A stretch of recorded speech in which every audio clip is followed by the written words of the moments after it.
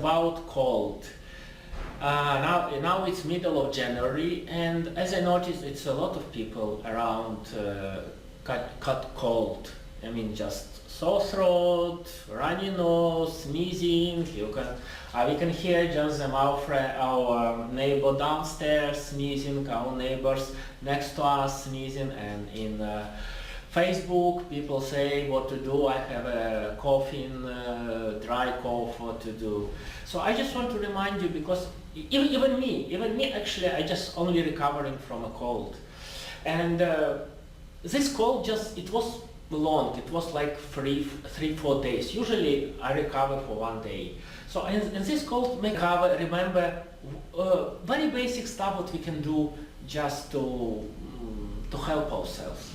The first thing is when you notice that your throat sore, immediately start rinsing throat with salty water. I have my salty water here, just so if I notice that my sore throat, I just do like this. And do it several times a day, maybe every hour, every 2 hours. What's the purpose of it? The infection in your throat. So if you kill infection in your throat, you don't allow it to come down to your lungs. But sometimes we miss this point. So infection come down to your lungs and you start coughing.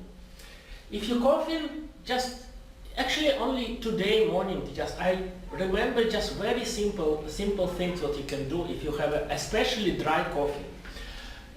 You need to do inhalation, steam inhalation. So what we do? We take your water, we boil it, we boil water like this. Boiling water. What I do, you can do it different way. I have a thermos. You see? I still have a little bit of coffee. And I put boiling water in this thermos, maybe half of it. So that now I can feel steam coming, this vapor, hot vapor, water vapor coming out of this thermos. So I just need to inhale it and keep it in my lungs and exhale.